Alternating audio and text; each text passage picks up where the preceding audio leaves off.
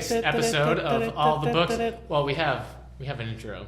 Oh, I was doing like a news intro, you know? Yeah, but we have a music intro. Breaking. The 36th episode of All the Books.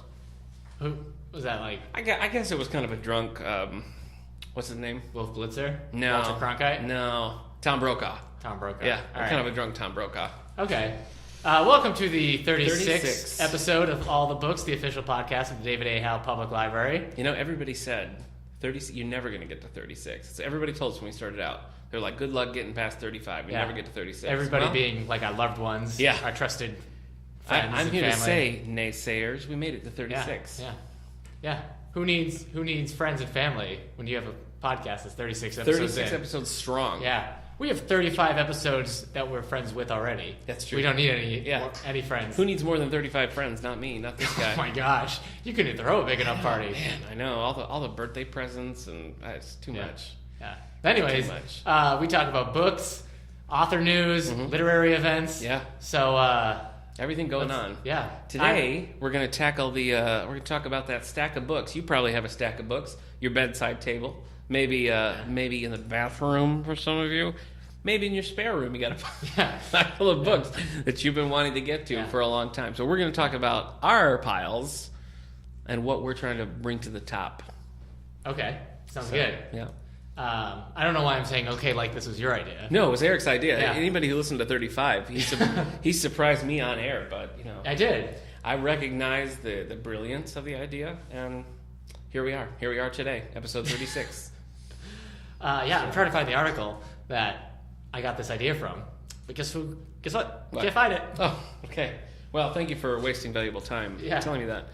Well, Eric, let's open up this episode, as we always do, by discussing what we're currently reading. So, Eric, where is your bookmark?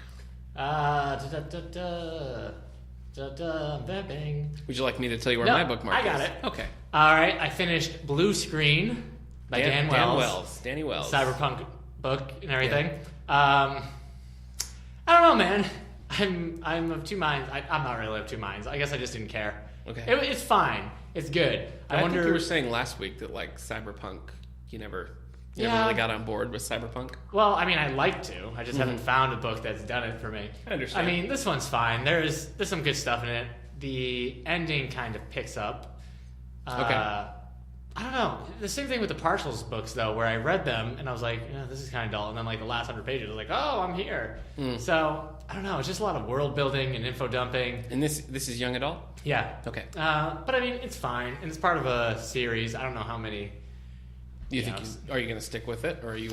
Maybe. I read all three of the Partial books. Okay. And I You never liked those, did you? I ended up liking the second one the best. Weird. So, who knows? Maybe now that he doesn't have to do all the world building, I can kind of get on board.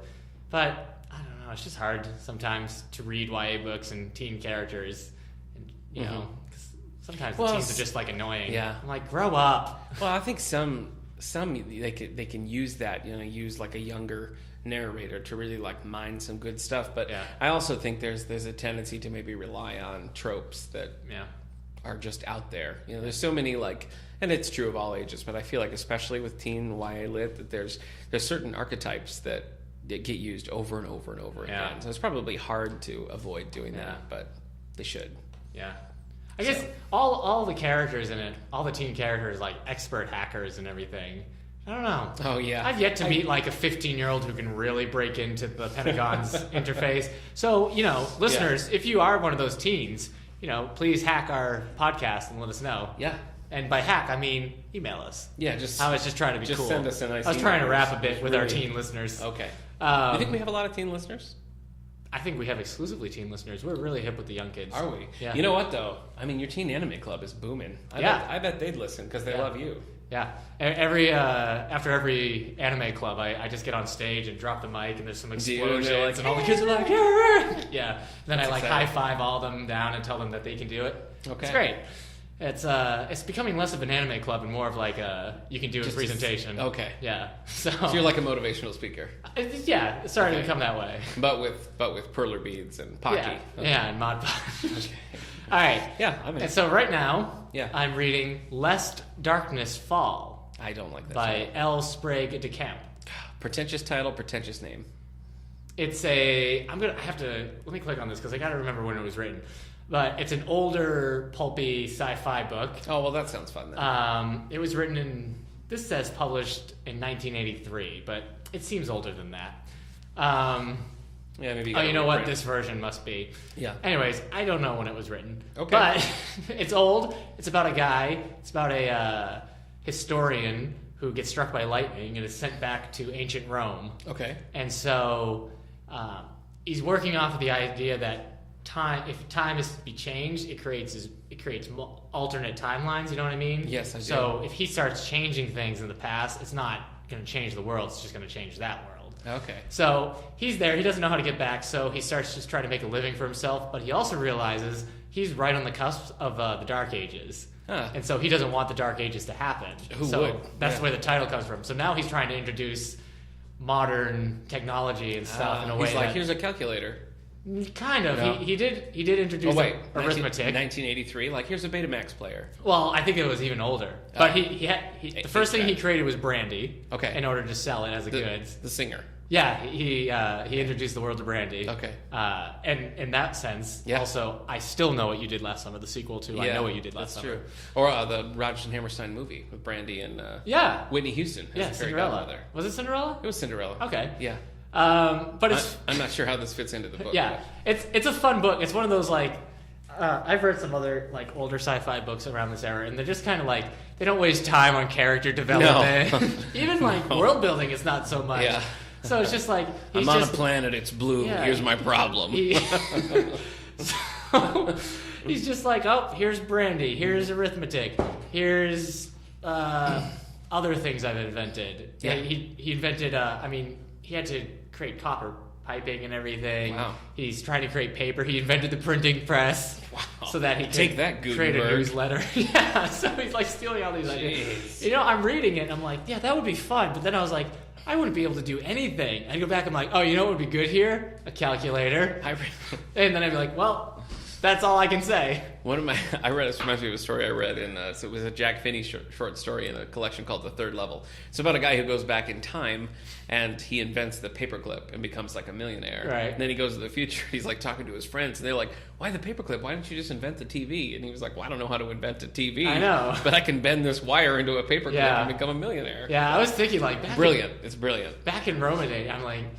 Yeah, even if I went back to the 50s, I think I'd have some problems because then I wouldn't even know what to invest in in the 50s. Yeah. Like, hey, is an IBM a thing yet? Pomade, probably, for your hair. Maybe sticky notes. That would make you... I think would probably be I don't know what the glue is for sticky notes, though. Oh, boy. Me neither. I think this is... You know how there's, like, those doomsday preparers who are always, like, getting bunkers and stuff ready? I think you and I need to just research how to invent very simple but successful products like sticky notes. Yeah. So if we're ever sent back in time... Boom. I mean, I feel like if I was trapped in the 50s, I would just go to, like, Memphis, Tennessee. I would befriend a young up-and-comer named Elvis Presley. Yeah. And every day I'd be like, hey, Elvis, could you sign this? He'd be like, yeah, no problem, man. Come here. Who do I make this out to? Yeah. And then that's it. I just put him in a vault. You put Elvis in a vault? No. No, he's on an island somewhere now. But I just put the stuff. Would you try to change, like, crazy things in history? I feel like you couldn't.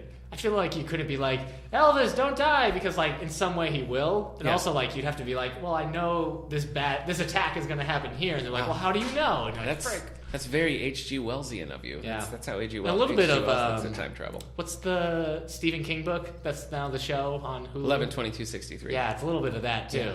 So I don't know. Interesting. I'm excited for when you and I time travel. I know. I think we're going to be a lot of fun. Yeah. Would you travel in the future? Would you prefer no. time travel where you travel in a machine and so now you're there physically and if you go to a point in time it could be two of you? Yeah. Or just like those 80s or not even 80s comedies, like those few comedies where you go back in your own body. You're like, oh no, I'm 12 again. Right. I'm going to have to live middle school all over again. Yeah. And then, that's no good. I feel like I want to go into the past. I think I'm more interested in that than the future. Yeah? So does that mean I'm depressed? I don't know. I guess I just want to like go like see a Sonny and Cher show and like I get it. Yeah, see them in their prime. Yeah. Break the seal on like Elvis's first record. I mean, Yeah, I mean, it'd be cool to go to the future, but whatever. Anyways, I'm enjoying this book. I don't know how accurate it is in terms of its Roman history, but it's fun so far. Right. I read a lot. I just wanted to keep reading. So, Lest Darkness Fall. It's L. Well, it must be Sprague de Camp. Okay. Well, I feel bad that I made fun of it. Do we have this here, or is this from your personal collection? This is from my personal collection. Ooh, in fact, from the Mickles Vaults. The reason I got this book is because I said this before, but Dungeons and Dragons has a reading appendices. Yeah. Appendices? Is that what you say? Whatever you like. That Gygax had the guy who Gary Gygax, who had created, and we do have his biography in our books, and it's been weirdly popular. Yeah. So, but in the book in Dungeons and Dragons, there's the appendices. Sure. That says like all the books that influenced the creation of Dungeons and Dragons, and this is one of them. Mm-hmm. So, and I had grabbed like 4 of them at a used bookstore one time, 4 like different books from it. So, yeah, that's how I discovered. In Richard Russo's Bridge of Sighs, one of my favorite books, he kept talking about H. Rider Haggard. Yeah. His character loved to read those, so I went and started reading H. Rider Haggard. Is that like one of those bridges where when you drive over, it kind of sounds like it's singing? Except when you drive over, it's just a sigh, a very bored sigh? No, it's just a book. Oh, okay. Yeah, it's just a book. So like you don't drive over the bridge and hear a... No, but anyway, now I'm an H. Rider Haggard fan. He wrote like Alan Quartermain, all that stuff. Oh, King wow. Solomon's Okay, Mines. yeah. Stuff. All right, so are you closing the book? I'm closing my book on the bookmark. That makes sense. I know. I'm sorry. Well, I have a lot of graphic novels because I'm an election inspector. So I worked the primary, and I was there a long time, and I read a lot of graphic novels. So let me tell you what they are. Yeah, you did. I finished Superman Red Sun, as you've been trying to get me to do for years and years. Yeah, man. So I did it. Has it been years? I enjoyed it. Ugh. I enjoyed it. So I thought it was fun. I didn't love it as much as you do, but I did like it. Yeah. From our collection, I read Star Trek Volume 2. Ooh. This is the second volume of IDW's ongoing Star Trek series set with the new movie. New movie's coming out in July, is that right? I don't know. I think so. Anyway, new Star Trek movie coming out in July, so we got lots of vintage Star Trek stuff in the collection, so check that out. I also read the final volume of the Nightwing series, Volume 5, Setting Sun. Not great. And I feel like the first 5 volumes are really setting up this new story arc, and then I feel like they just scrap it. And it goes to the Grayson book, which we have in adult graphic novels, Grayson Volume 1. So, further adventures of the Dick Grayson character. Also from our collection, I read Star Wars Chewbacca, one of the new graphic novel series. Pretty good. Finally, Chewbacca gets his time in the sun. Well, it's not epic like the other ones. It's just like a little mini like side quest. It's a quick read. It's worth reading. And then I read the second volume of Grant Morrison's Doom Patrol, The Painting That Ate Paris, and it was crazy. That's weird. Yeah. Grant Morrison is always so down to earth. Straight up crazy. As for what I'm currently reading... We might have to do a Grant Morrison spotlight I guess because we've talked so much about him. Does he write prose? Has he written any novels? He wrote that one about superheroes, which was kind of a biography and also just kind of crazy. Yeah, I would assume. So I'm still working through Blonde. I keep reading big chunks of it and then putting it down. Yeah, you think you would have finished it by right now. Well, it's huge. It's huge and in dense. a way, I hope Joyce Carol Oates isn't listening, because she'd be very upset and disappointed. Okay, first of all, of course she's listening. Yeah, I know. Second of all, she would understand that I'm just savoring it and not rushing through it. Oh, yeah. I'm also reading, speaking of people coming to the library, I'm also reading Alexander McCall Smith's #1 Ladies Detective Agency. What do you mean, people coming to the library? Well, Eric, I'm glad you asked. Noted author Alexander McCall Smith will be coming to the David A. Howe Public Library on October 20th for a talk and book signing. So if you are a fan, you'll love it. If you want to be a fan, we've got tons of his books. Check them out. And you will be able to meet him afterwards. There'll be a ticketed reception. So I'm reading Blonde and #1 Ladies Detective Agency. Then for something a little lighter, I've picked up Christian Byer's Protectors. It's a Star Trek Voyager book. Oh, okay. A little bit of light sci-fi for me. And then I'm reading from our collection Volume 2 of Kevin Smith's Green Hornet Run, which I love for some reason. Okay. And that's pretty much it for me. Are you ever going to read any books? Yeah. Okay. Yeah. Yeah, okay. Sorry. That's all right. So, book news. Now, yeah. Before we launch into book news, how'd you segue into that? I just said book twice.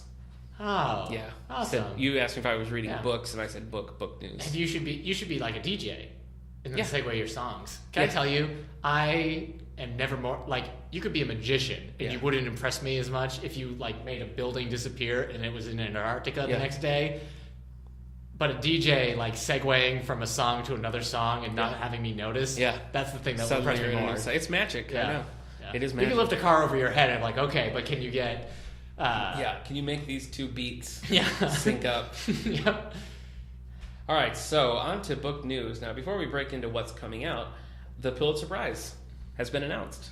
Yeah, so we have way to go, Lin-Manuel. We've got, So the winner for fiction, general fiction, The Sympathizer by, Viet Thanh Nguyen? I don't know. Oh, it's not so easy, is it? Listed as a layered... It isn't easy. Man.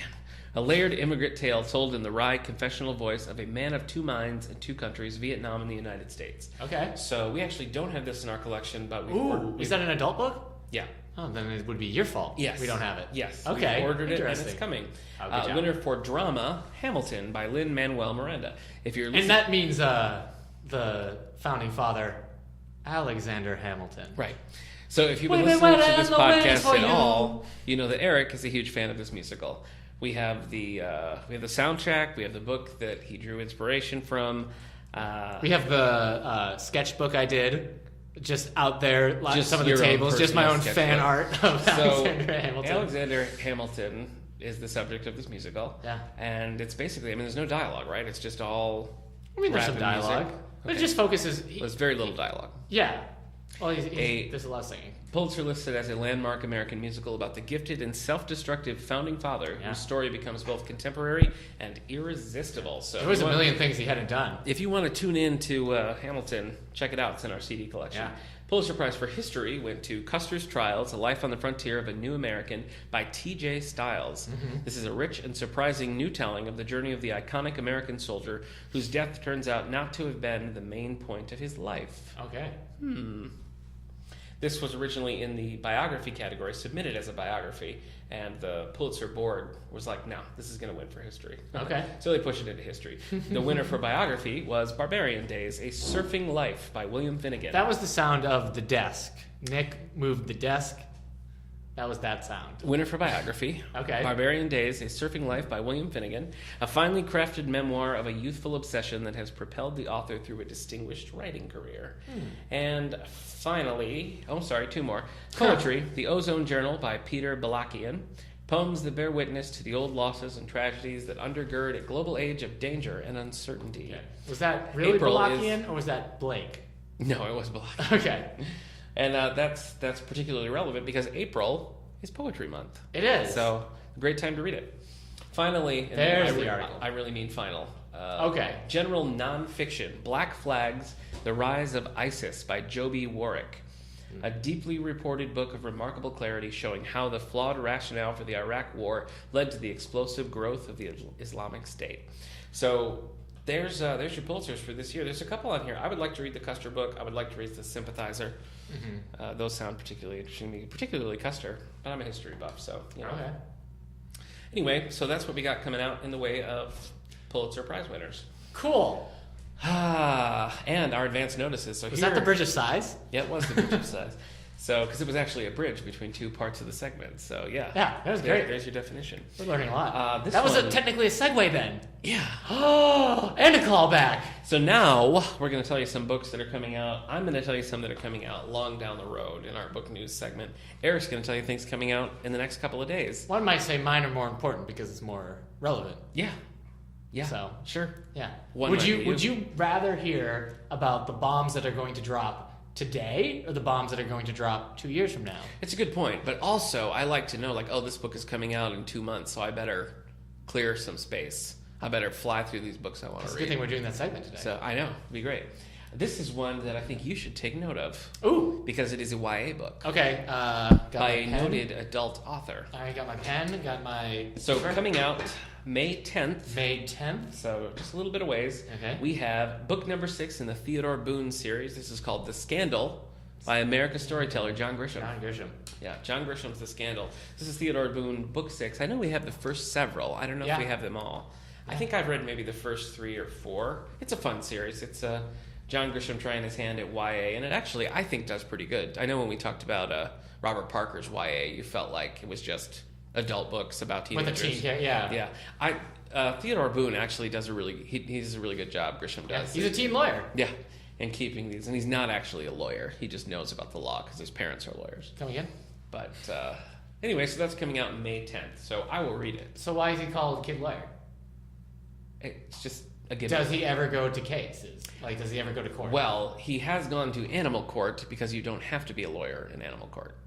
So, what is animal court? It's a court about animals. Tell me there's like an elephant judge. No, and like a turtle defendant, and he comes up, he's like, "Well." No, there was just one where like a llama was spitting on someone, and so they were trying to get the llama like sent away or whatever. And Theodore Boone represented them. Anyway, that's not interesting. So I'm going to represent animals, and you're telling me a court filled with animals wouldn't be interesting to you? It would be. It would be.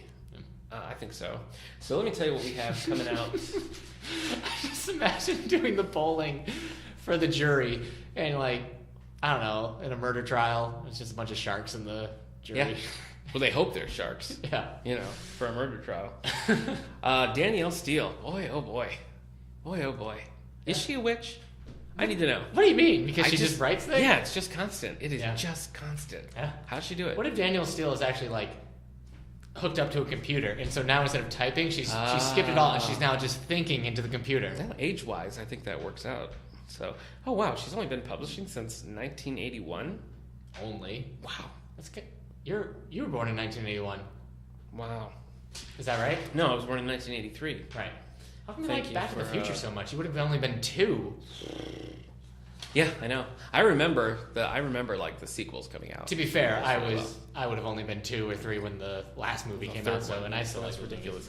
So Danielle Steele's new novel coming out July 5th. So all of you Steelheads, is that what you call yourself? I think you call them Steelers. The Pittsburgh Steelers. Steelies? No, it's different. I don't know. Oh well, the appropriately titled Magic. That's the only way she could publish this much. Yeah. Through the use of magic. Magic, a novel. A dazzling contemporary novel that vividly portrays the glamorous white dinners that occur annually in Paris and the ups and downs of 3 interconnected couples for whom the dinners have become a tradition. From #1 New York Times best-selling author, Danielle Steele. Coming out July 5th. All right. Oh, I got a little Casey Kasem there for a minute. Did you hear that? Yeah. America's Top 40. Yeah. Oh boy, J.R. Ward. J.R. Ward. Now here's an interesting one. We've talked about J.R. Ward a little bit because we don't know how to classify most of her books. Are they sci-fi or are they romance? We don't know. Yeah. This is simple because it's just historical fiction. Yeah, but is there magic in it? I don't think there is magic in it. I don't see any magic whatsoever. Because if there's magic and stuff, then it's alternate history. I know. So coming out on July 26th of this year, we have The Angel's Share. This is #2 in the Bourbon Kings series. #1 New York Times best-selling author J.R. Ward delivers the second novel in her Bourbon King series, a sweeping saga of a southern dynasty struggling to maintain a facade of privilege and prosperity while secrets and indiscretions threaten its very foundation. Coming out July 26th, The Angel's Share. All right. Finally... Oh, boy. I haven't even gotten to large print, so... Yeah. Finally... Hold on, I just got to call up Humphrey Bogart and tell him that you're taking his last name. Paul Wilson, F. Paul Wilson, has a new novel, Panacea, coming out. 2 secret societies vie for control of the ultimate medical miracle, Panacea, in the latest novel by New York Times best-selling author F. Paul Wilson. I am not familiar with this author, I gotta say. Do you recognize that name at all? I don't recognize a lot of names. Okay, well, I guess I don't have to admit my ignorance live on the air. F.P.? F. Paul. F. Paul. Yeah. Wilson. Yep. So, if you're an F. Paul Wilson fan, look out. July 5th, new novel. Coming out in large print, I got 2 little tasty morsels for you coming out in July. All right, I'm just going to... We have The Island House, a novel by Nancy Thayer. The charms of Nantucket tempt a woman to leave her established life in Kansas City, but with a piece of her heart and a love interest in each world, she discovers she must look within to choose the right path. So you large print fans, large print listeners, coming in July. Finally, we have Her Outlaw Heart by Samantha Hart. I don't get it. Heart by Heart? No. Can he tame her outlaw heart? Wyoming Territory, 1879. Corbett Harlow believes in the law above all else. As the local marshal, he's been trying to rid his territory of criminals for his entire career. But when he takes young Jody McHugh into custody, he is rendered helpless by the beauty and spunk of this pretty outlaw. Well, that's a movie right there. Yeah. That's a movie. Yeah. Samantha Hart, call your agent, because I think you're on fire here. What's the big one? 500 pages. It's coming out from Centerpoint Large Print, so we will have this in July. Nice. All right, Eric, what do we have coming out in the very near future? Yeah. All right. So these are some books that are coming out sooner than 5 years from now. Nick? Just a couple of months. Oh, okay. Yeah. That's like almost 5 years. Yeah. I guess the difference is you're doing what anybody could do, and I'm providing insight into the future of the publishing world. But I'm the everyman. To each its own. I'm not really the everyman. I'm so glad you didn't notice I said to each its own instead of to each its own. That would have been embarrassing for both of us. All right, Podcats. All these books are coming out April 26th. Hey, I'm going to demonstrate to you listening while the other one's talking. So just see. See I'm talking and reading, how can I watch? See how it feels. Okay. Okay. All right. We got a lot of nonfiction here. This really? is a dead week. May, there's a lot of books coming out, but I think no one cares for the last week of April. Really? They don't care at all? Yeah. Sad. So I guess I'm going to read... Please don't say self-help books. I hate when you do self-help books. Really? I do. Sometimes it's all there is, man. All right. Let's just... I thought there was a... I know I said I was going to listen, but now I just kind of now I just kind of want to sing "Hit Me, Baby" one more time. All right, here's a book I think you want to read. It's actually a book I think you need to read. Loneliness is killing me. Oh, okay. So that's listening. No, I'm sorry. You're right. I just was... No. Go ahead. Now this title is even more apropos for you. Okay. The Ideal Team Player. Oh, hey. How to recognize and cultivate the 3 essential virtues. Yeah. Oh, I wish they would just put the 3 essential virtues on the cover. Yeah. And then I could just be like, well, cool, I'll read about those later. Then you'll know. Well, yeah, but I could also just open the book and look at the introduction and be like, listening, dancing, cooking. Now you're a team player. Heard it here, folks. Listening, dancing, and cooking. The 3 virtues? The 3 essential virtues of being a team player. Yeah, cooking. Yeah. That's by Patrick... Warburton. Yeah. No, it's not Patrick Warburton. Mazzini. Okay. Desk Bound. Standing Up to a Sitting World by Kelly Starrett. Yeah. Man, oh man. You better stand up for this bit of news. I shouldn't have made a point of listening to this because this is dead boring. Hey, the facts are in. Sitting literally shortens your life.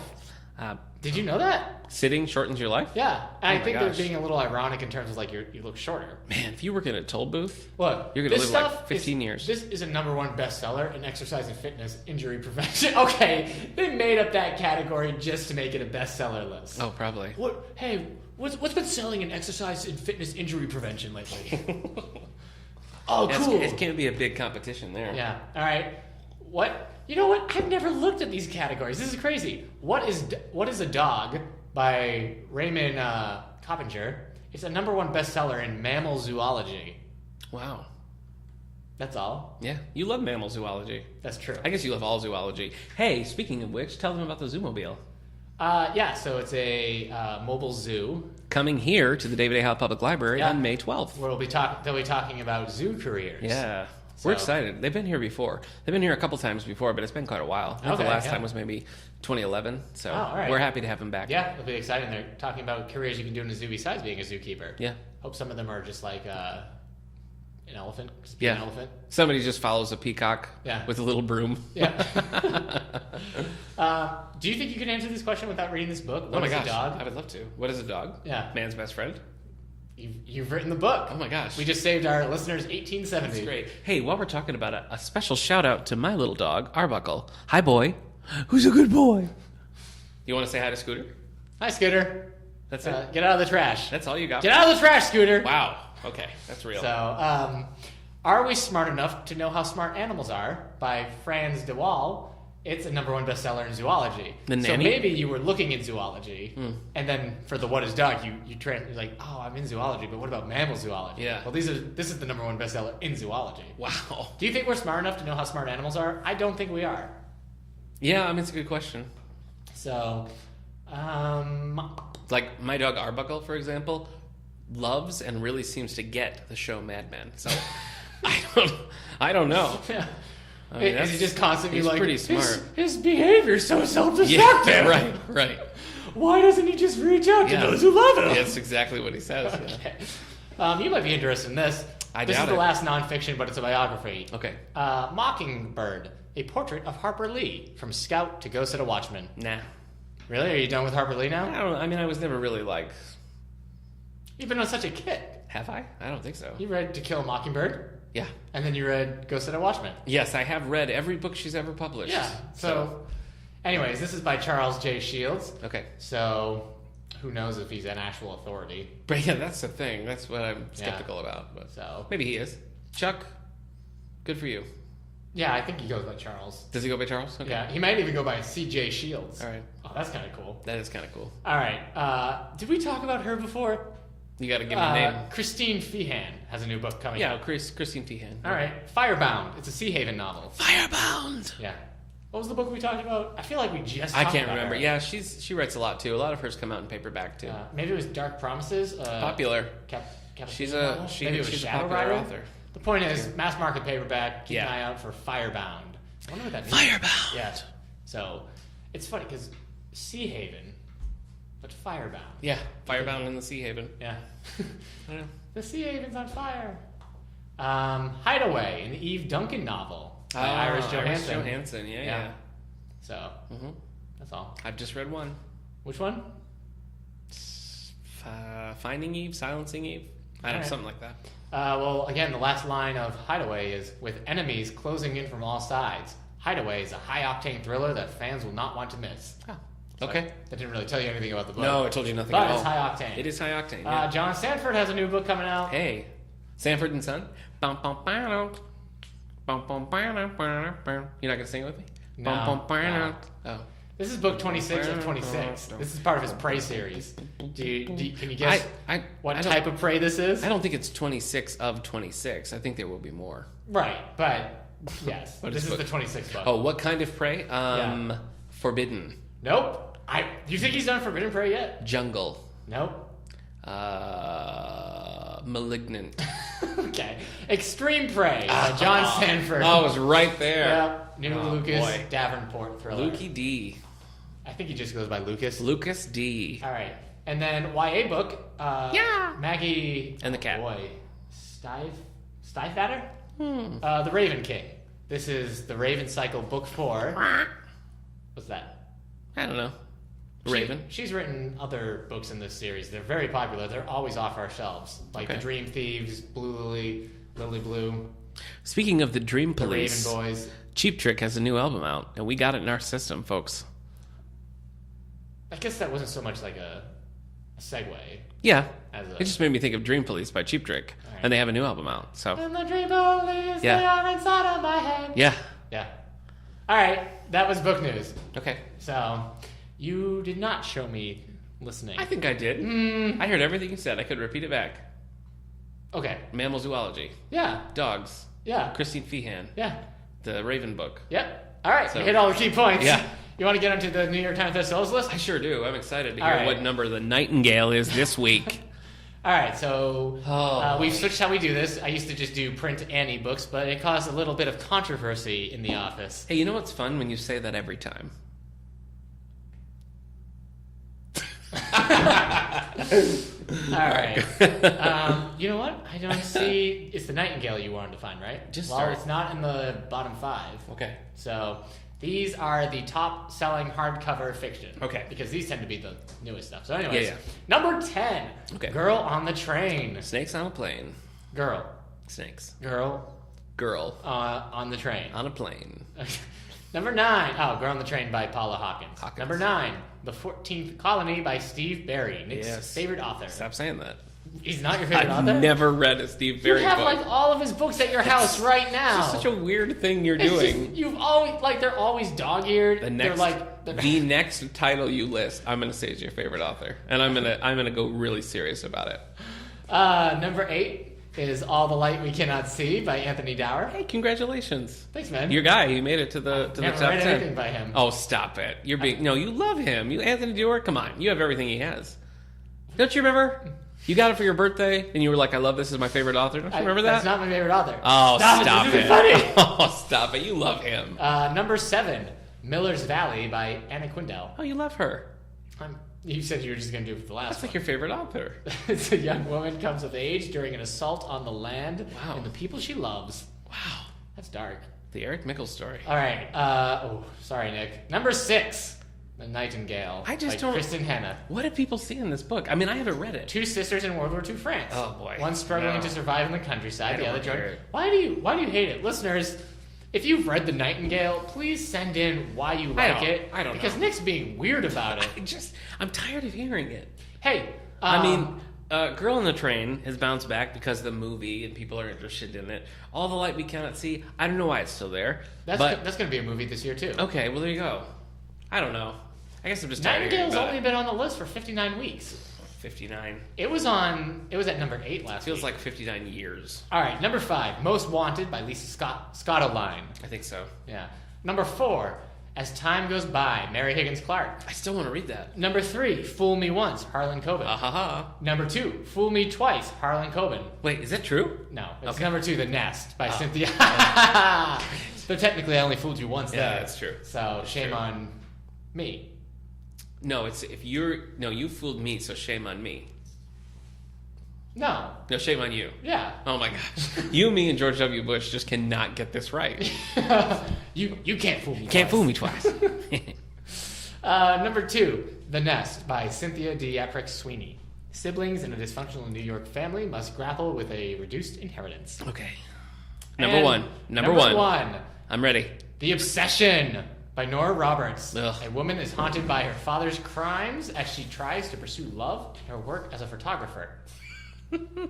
Huh. Okay. I just want to be a photographer!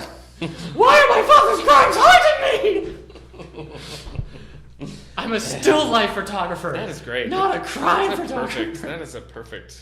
Hey, I didn't get to mention this because we recorded our podcast on Westerns, and then the next day they dropped the trailer for the new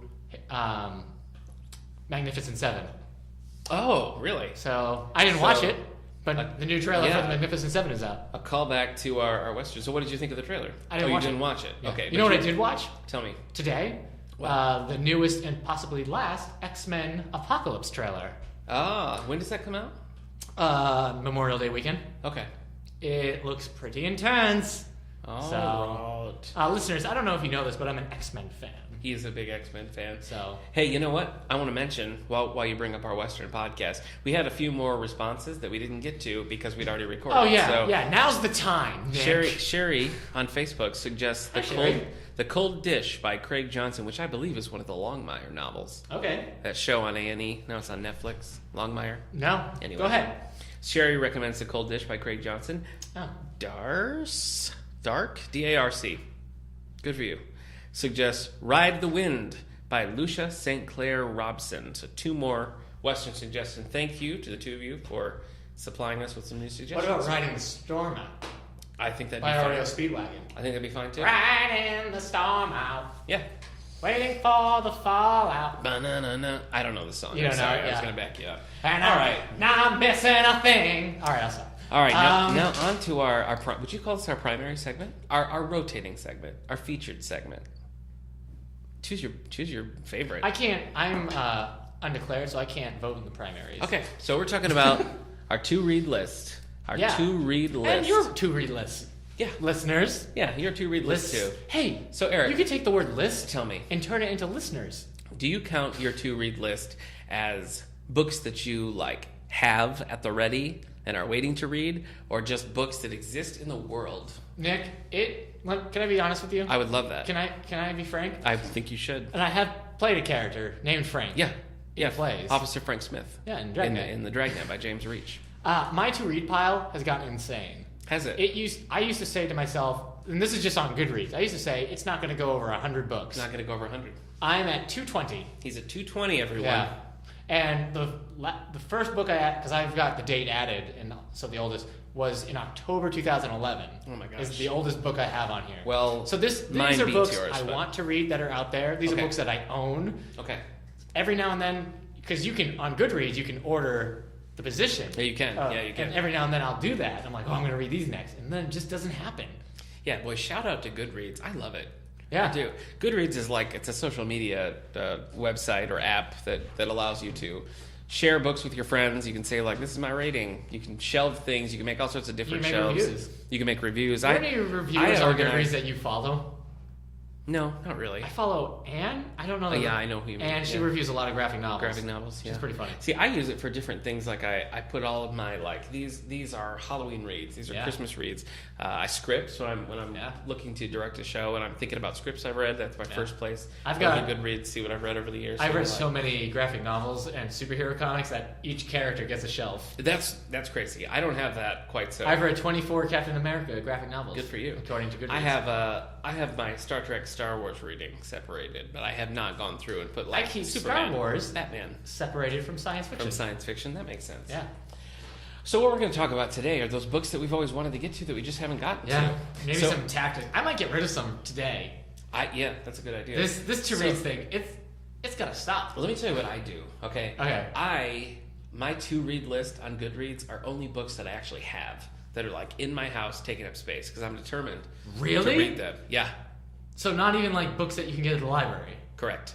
That's madness. I don't even include them because like I really like I sort of had to stop myself from like going to thrift store. Like whenever I'm at a thrift store, I'm like, oh, it's a Robert Parker book. I think I'll grab it. I don't do that anymore. But for a while, I was just doing that, and so it was a good way for me to tell whether or not I had it. So it's helpful with series. But yeah, see, I only use my to read list for things that are like actually taking up space in my life that I want to read. The thing is, and mine is way heavier than yours. So the Goodreads app, it's a sickness that I have on your phone. Yeah, you can scan barcodes of books. Yeah, you can. And so every time I'm like, oh, this looks good, I'm gonna want to read it, but not forget it. Yeah. So I scan the book and then add it to my to read pile. That's a good idea. And it sits there for years. Yeah.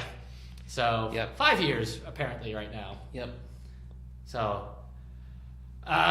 Okay, so you only put books that you own. Yeah. I put books that I own. Okay. I put books that the library has. Okay. I put books that I see in bookstores. All right. I put books that I hear about. On Sometimes I put books that are about subjects that I want to read about someday. Wow. So it's getting crazy. And these aren't books that are just sitting on my nightstand next to me. Well, this for me, one of my I put this on my shelf July 25th, 2011, so it's been... I think that's when we started using Goodreads. Probably. Because we used to use Facebook's virtual bookshelf. Yes, I use that too. And then they became Goodreads. Yeah, Goodreads. We've been using Goodreads since like the beginning. Yeah, that's true. So we're kind of like Goodreads founding members? Pretty much. Yeah. Cool. But I've always wanted to read Tinker Tailor Soldier Spy. Is that like been... By John le Carré. Has that just been sitting there forever? It has. It's the oldest one on my list, and I've always wanted to read it. I have not seen the movie with... it's one of those ones... It's a little... Gary Oldman. It's a little confusing. Yeah, Gary Oldman's in the movie. It's confusing because it sort of interweaves several, because it's technically the first in what's known as the Carla trilogy. So if you don't know John le Carré, he's known primarily for espionage fiction, and this is one of his most famous, I would say, Tinker Tailor Soldier Spy. So Tinker Tailor is book one in the Carla trilogy, but the primary character in this is George Smiley, who is not a typical agent, kind of a desk sort of agent.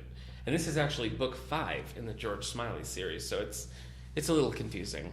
And I don't really know, it's not particularly long, it's not particularly dense, I just have never read it, and I don't know why. I always think, I'm going to read Tinker Tailor Soldier Spy, and I haven't read it. Do you know of it?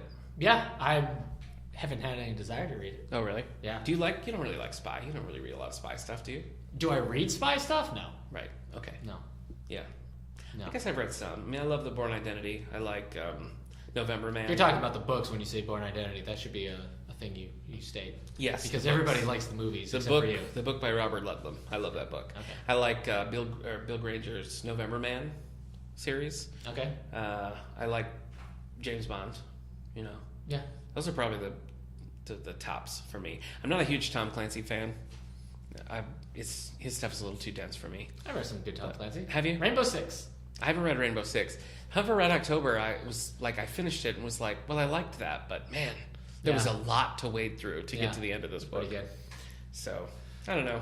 Anyway, so Tinker Tailor Soldier Spy. I mean, one of these days, I'm just going to pick it up and read it. You know? The book that's sitting here as my longest member of my to-read pile is Joseph Conrad's Heart of Darkness. So, because I watched Aguia, The Hand of God. I can't remember the title of the movie. I know what you mean. Okay. It's a great movie. It's an old foreign film. and it's been like, well, now I got to read Heart of Darkness, and I just have not gotten to it. And there have been times where I'm like, I've held it in my hand. I'm like, time to read Heart of Darkness, and then it doesn't happen. I also have Townie by Andre Dubas III. Okay. Townie is about his life growing up and becoming a writer and a boxer and everything. It takes place in Haverhill, Massachusetts. He grew up in that area. So did you sport? Yeah. So I just want to read for that purpose, but that's been there forever. And also, I've had it in my hand. I'm like, time to read Townie. So what's the first one? What was that called again? Heart of Darkness. Heart of Darkness. Yeah. Why do you think you haven't read it? I don't know, man. I've got a lot of like classic kind of pulp stuff that like I have to read. Catch-22, Tarzan. I love Tarzan. Pride and Prejudice. Book 1 of Tarzan is great. But they're set there. The One's a Future King. I'm just very rarely in the mood for super old classics like that. I have a real like this is a weakness of like my read list is that I've read like every illustrated classic that exists, but there's a lot of classics that it seems like everyone in the world but me has read, and I just haven't jumped in. I'm doing this right now. I'm taking Clash of Kings off my to-read list. It's George R.R. Martin's second book in the Game of Thrones series, Song of Ice and Fire. I read the first one, and the second one's been sitting here forever. Do you think it helps to keep series on your to-read list? Like, I've read the first book. Should I keep the second book on my to-read list? If you're not going to read it. Right, but even if I want, like, I've read the first 4 Wheel of Time books. I'm probably going to read the 5th one. Should I have the 5th one on my to-read book? I feel like yes, because then, you could sort of be like leafing through and be like, oh yeah, the 5th book, I ought to read that. Okay. It's a good little reminder. So do you use to-reads as a reminder of things you need to read? Yeah, I do. All right. Well, listeners, right now, I don't want to read Clash of Kings. No one's going to judge you for that. Here's another one. By Nightfall by Michael Cunningham. Some people might judge me for that. They might. Michael Cunningham, if you're familiar with the name, it's probably because he won the Pulitzer Prize for the book The Hours, which was then made into a movie with Nicole Kidman. What's on your to-read list? Not The Hours. I've never really wanted to read The Hours, but he's got one called By Nightfall, which just appeals to me. I don't know why. It's got a great cover. It's sort of, what's that? Sepia-toned. It's a sepia-toned cover with a flower on it. Yeah, it's your own question there, buddy. I picked it up. I've been wanting to read it for a long time, and I just don't. I don't know why. I guess because I feel like it's going to be it's going to be really intense, and it's going to be like, I want to like commit to this. I think a lot of the time, the books that I really want to read, the books that sit here for a long, long time, are books that like I know I'm going to want a big chunk of time to just rope off, and I haven't had that kind of time lately. Okay. Yeah, you're busy reading other stuff. So when going through your to-read list, when you pick a new book, like when you finish a book, you're like, oh, I got to pick a new book. And you don't have one planned. How often do you use your to-read list, as opposed to just looking around the house? Yeah, no, I think I mostly I go into I have one room in my house is like one wall's all bookshelves, and I have like most of the things that I want to read up there on that wall. So I usually stand there for like 40 minutes while I pick up a book. Yeah, I've seen that in real time. What do you think about this? Should I read this? And my wife's like, yeah, that sounds good. Yeah. And then I'll like read her the first couple lines, and she'll be like, yeah, that one. And I'm like, I don't know. Yeah. So it's So you don't actually use your Goodreads to read list to pick your next book? No, I guess I don't. So what do you use it for? Just the reminder that you have to read something? That's a good question. I guess like when I'm like at a bookstore or a thrift shop or whatever, yard sale, and I pick up some books, I usually put them on my to-reads list just to kind of like keep them in the running. I mean, sometimes I look at it, but it seems like usually I either have a few things mapped out or... You put graphic novels on your to-read list, and I don't get that. That would be crazy for me. I put them on when I have them. Oh, okay. But still, it's weird for me. I don't put any graphic novels on my to-read list. Just like currently reading. I'm going to read them, but I wouldn't have enough. Yeah. Well, The Hours... I have too much, I mean. By Nightfall is just... I don't know, it's one of those books. And I see on Goodreads that a mutual friend of ours, shout out to Carly, has given it 5 stars. Well, there you go. So, I mean, there's another reason why I should read it. So maybe I will. I mean, I definitely will. It's just when. The question is when. What else do you have, Sport?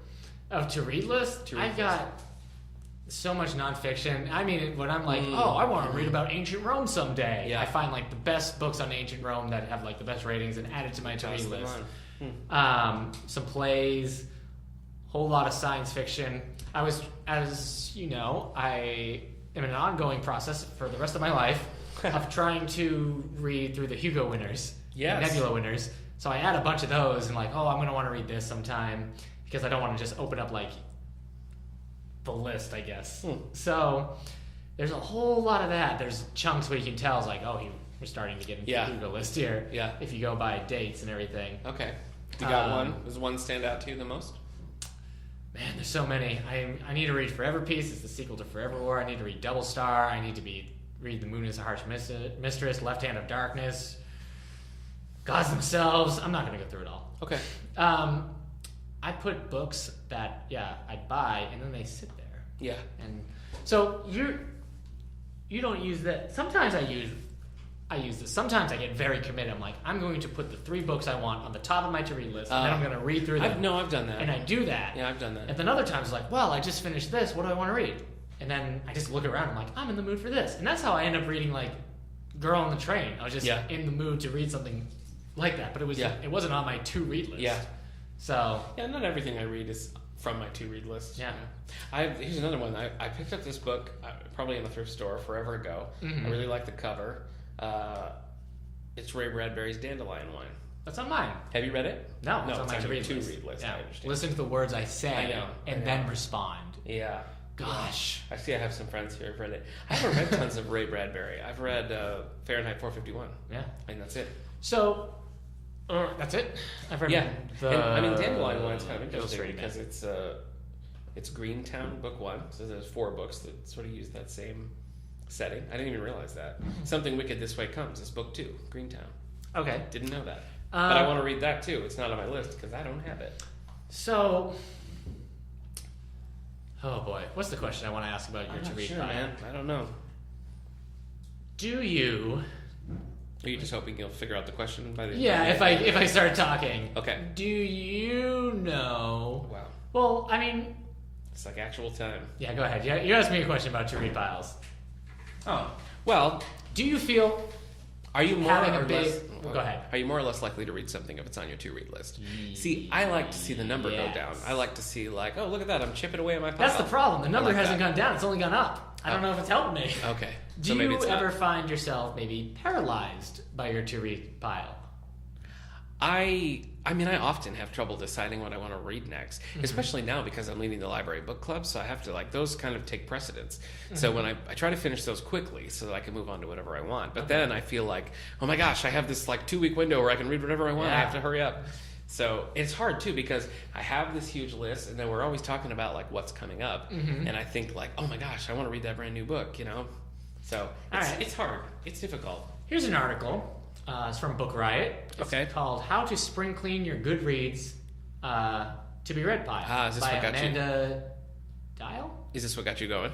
It is. It made me think about it. You tell me if you think because you're not from talking about your to-read pile and everything. It doesn't seem like you're very likely to go through your to-reads pile and go delete, delete, delete. No, I've done that. Have you? Yeah, I did some when I was preparing for this. Oh, really? You should have saved them and then told me. I should. Do you remember anything you deleted? Yeah, I was. I picked up a stack of Margaret Truman's Capital Crime series. Okay. So actually, I got some of these that time we were in Mount Morris. Okay. But I read I think maybe one, and I really liked it.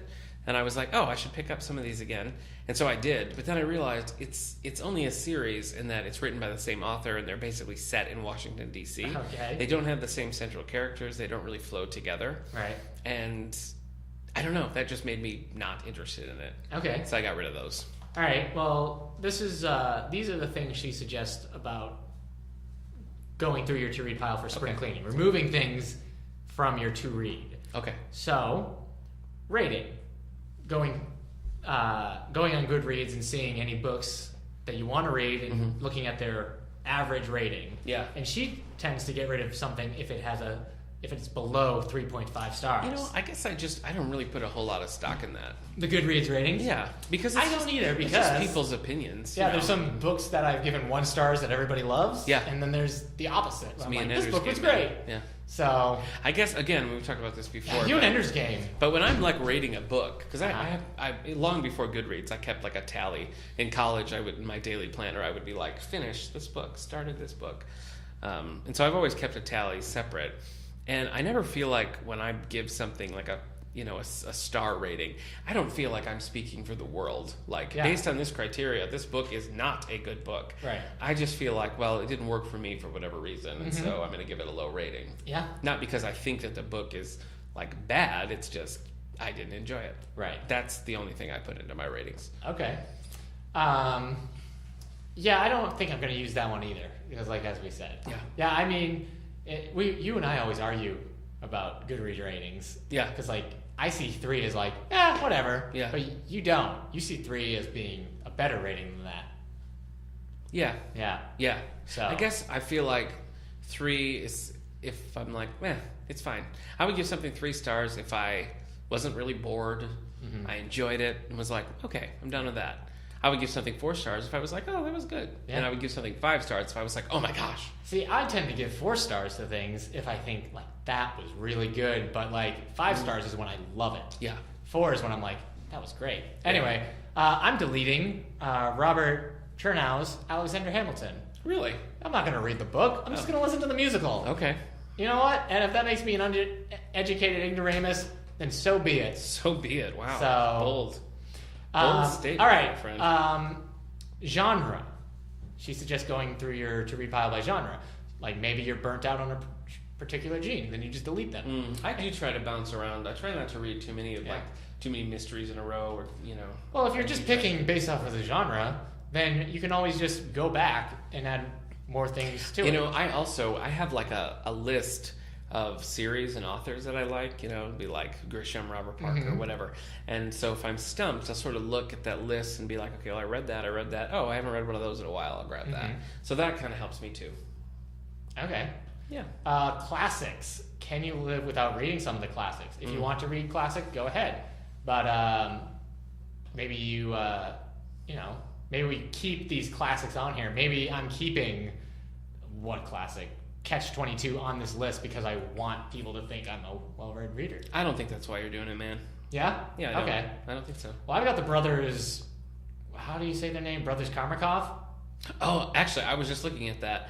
I know, but I do kind of want to read that. I picked up when I worked at the Houghton College Library. We got a donated copy of it, and it was all beat up, too beat up for us to add to the collection. And right. I started thumbing through it, and I was like, oh wow, this is actually. Yeah. It starts strong. It's it's compelling. So I would like to read that someday. See, speaking of genres, you can see I added 2, Snow Crash and Accelerando or whatever it's called, and they're both 2 of the higher rating cyberpunk novels that I have found. Cyberpunk. And I added them when I started playing whatever you want to call it. The game Netrunner. I see. So was that? Oh, apparently I want to read Bridge of Birds. The Chronicles of Master Lee and number 10 Ox. Here's one that I've come around. I've circled around it a lot. That's Stephen King's It. Ugh, it's I know it's supposed to be like, his masterpiece or whatever, but it freaks me out. I don't think I'm going to read Desert God. I'm going to delete Desert God. Okay, it's so big, right, and spooky. I don't know, but I would like to read it. It's one that I would like to have read. Okay. So I don't know. You have no interest in that one? No. All right, but you want to read Pet Sematary? Yes. Yeah. Okay. All right. I have quite a few Stephen King books on here, and I do plan to read them. Let's see. Series. She mentioned series. Okay. In terms of, Yeah, well, I've done that. I mean, I got rid of, like I said, rid of Capital Crimes. Sometimes it's hard. You've read a couple of books.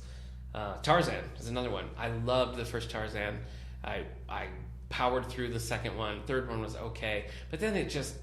the premise gets away from it. Tarzan is really only cool when you got Tarzan on an island with Jane. Yeah. And they're fighting lions and stuff.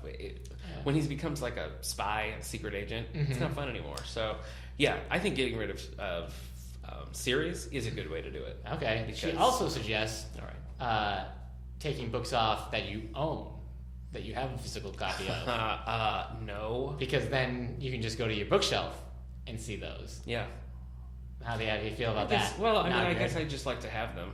I like to have them so if I'm out somewhere and I guess because I'm a big thrift store shopper, and I like to look through the book sections, and sometimes I think oh, I've always wanted to read this book, but I don't remember if I had it or not. So it's a helpful way for me to remember. I think I keep a lot of nonfiction on my to read list because I'm just not going to get to it anytime soon, Mm-hmm. you know? Yeah. Even though it's like cool stuff, like becoming a tiger, you know, how baby animals grow up and learn to live in the wild. I'd love to read that. So but it's been sitting here since I went to Disney World.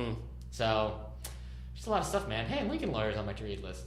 Oh, that's great. That is a great book. That's Michael Connolly.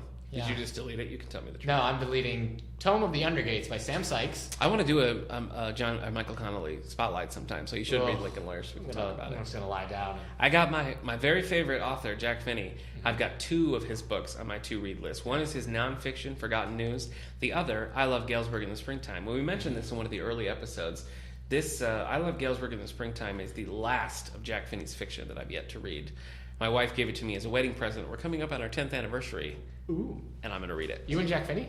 No, Hillary, my wife and I. I'm going to read it. Okay. I've saved it for 10 years, but it seems like now's the time. So all right. So that one will soon be coming off. Do you have your to read list right now? Do you have like the book you want to read the most next in order? No, I've done that before, but I never really stick with it. So. According to my to read list, yes, I want to read Alloy of Law, which is is Mistborn 4 by Brandon Sanderson next. Oh, you like those. And then I want to read David Brin's Existent next. Do you find that to be true? No, because if it was true, Lest There Be Darkness, or Lest Darkness Fall. But that was pretty high up. Okay. There's another book called The Sleeping Dragon, which is about a bunch of teens that get trapped in their fantasy gaming world. That's also on that list of D&D inspired things. So I might pick that up and just try to stay in that mode. Okay. But anyways, it's not very accurate anymore. It depends on if I'm in a mood, the whole to read order changes. Yeah. And I'm like, that's why I don't really mess with it, things, because I try to just whatever I feel like. Here's one, For Whom the Bell Tolls by Ernest Hemingway. It's been on my list for I've a read while. nothing by Ernest Hemingway. Have you? No, but it's on my list. I've had a copy of that. It's a cool copy too. I mean, it's a neat looking copy, and I've wanted to read it for a while. And my wife and I just watched Woody Allen's Midnight in Paris last night, in which Hemingway plays a big role. So it made me think about it even more, that I should just pick it up and read it. So got it. It's on there. All right, man. I don't have anything else to say about to read piles, I guess not. All right. Do you keep a to read pile next to your bed? No, not really. I try. I used to just comics for me. I used to always just have one book going at any given time. I never. Yeah. And my wife's the exact opposite. She'll have 5 or 6, I swear. And she just kind of whatever, I feel like reading this one. And I hate reading like that. Before I started working here, I used to be reading 2 books at a time. Did you? Yeah. See, and for me, it's the opposite. Before, I would always only have one book going, but now with the book clubs and everything, I tend to have 2 or 3. Well, when I first started here, I tried having a book for me being read and a YA book. So but it just came to a point if I want to finish this YA book, I better just stick with it. Well, that's the thing. That's what happens. I usually reach a point where I'm like, forget it. I'm going to power through and finish this book. So. Well, I think I'm going. What do I got right now? After deleting 3 while we've been talking, I have 212 books on this to read list. I have 271. Wow. All right, tell me.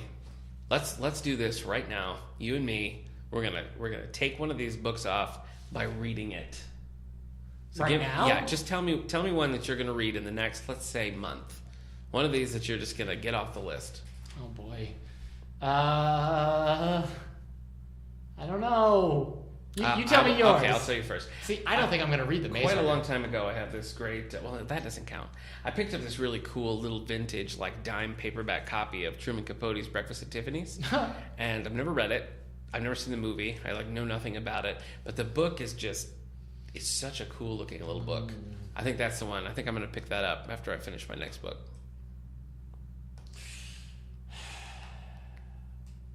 Wow, you're making some horrible faces. You know what happens? I don't, but I tend not to add a lot of YA books to my to-read list. Okay. But then, a new YA book will come in, and I'll read it because I feel like I have to. Yeah. Because of my job. Right. So I don't... All right, in the next couple of weeks... Jeez. So after I finish this... I don't mean to give you an ulcer. Either Snow Crash, which is the cyberpunk book. Okay. Or The Snow Queen by Joan DeVingle. Okay. Or Vinge. All right, that's true. That's 2. Okay. Or maybe The Sleeping Dragon. 3. Maybe The Alloy of Law. You're just saying your whole list. I've got the 4th book in that Legend of the Five Ring book series. I say Alloy of Law. That's what I think you should go with. Yeah. Brando Sando. Get in there. Okay. All right. Well, thanks for tuning in as we talk about our 2 read piles. Remember, you can always rate us on iTunes or SoundCloud. Don't rate this episode. Or YouTube. So you can find new episodes where we post first to SoundCloud, and then, of course, feeds are picked up by iTunes. We're on YouTube. Yeah. You can follow us on Twitter at All the Books Show. You can always contact us on Facebook at David A. Howe Public Library. Email us at wellsville@stls.org. I'm Dusk vs. Tweak on Twitter. He sure is. You don't want to give out your Twitter? I don't feel I need to. You're afraid of fans being too in love with you on Twitter? No, that's fine. No. All right. So what do we got library news coming up? I have the Hornell Area Wind Ensemble coming Wednesday at 7:30, May 4th, Wednesday, May 4th. So I love the stuff. They got some Sousa marches. They're doing some stuff for Mana La Mancha. It's all sorts of like some Americana, it's some Broadway, it's pop. I mean, it's going to be a cool concert. So we're looking forward to that one. Got some movies coming up. We're showing Alice in Wonderland, the Tim Burton version, 6:30 on May 10th, I think it is. Tuesday. It's a Tuesday night. That's up to you, man. Getting ready for the sequel that's coming out, Alice Through the Looking Glass. Yeah. So book clubs are currently reading Number One Ladies Detective Agency, The Imperfectionist by Tom Rockman, and Cinder by Marissa Meyer. That's true. You're reading Cinder. Oh, you were reading it because I've already read it. That's right. Yeah, and I mean, we already talked about the Zoomobile that's coming in a few weeks, but we got the team photography show going on right now. So come into the library, check out photos, and vote for your favorite photo. I feel like this is maybe I don't know. Sixth. This is the sixth. This is the sixth annual. This is, I don't know if it's the biggest ever, but it's among the biggest. Certainly the biggest that I've seen. So it's we have entries from just all over the county. Yeah. All sorts of different stuff. Some really good stuff. Some really impressive stuff. So this is open whenever the library is open. So please stop in and check out.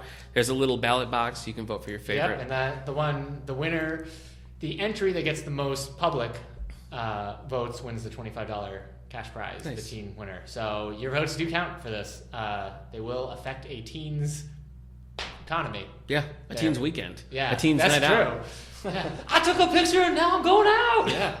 So, and some of them are really good. We have about 52 entries. Did you already say that? I didn't say the number. Okay, 52 entries. And they're all different. Some are world travelers. Some are some are pictures that are taken right here in Allegheny County. Yeah. So. And then on May 3rd, we'll have our open reception where all the teens will, I mean, they can, maybe not all of them, but, you can come in and see the photos. There'll be food or snacks, and we'll announce the winners there. So it'll be a good time. Good times. And then, Teen Anime Club every Wednesday at 6:30. Tech Labs. Did I say 6:30? I meant 5:30.